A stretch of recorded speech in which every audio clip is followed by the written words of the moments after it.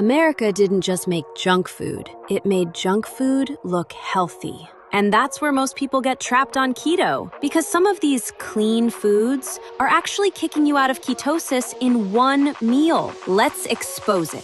5 tiers, no emotions, just facts. S tier equals keto safe. D tier equals straight up carb sabotage. Protein bars are basically candy bars with gym membership. Some of them spike your blood sugar faster than soda.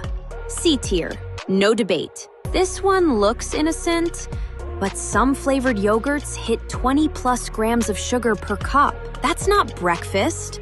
That's dessert with branding. D tier. Avocados? No controversy here. Healthy fats, low carbs, basically keto's best friend. S tier. Easy. Granola is one of the biggest health scams in grocery stores.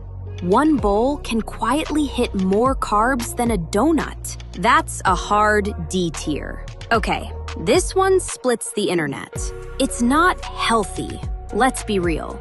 But for keto control, it keeps people in the game. A tier. Smoothie bowls are just ice cream pretending to be productive.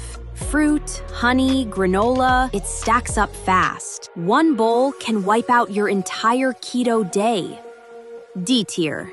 Keto people made bacon a personality at this point. But honestly, 0 carbs, high fat, it just works. S tier. Oat milk sounds healthy. That's the trap.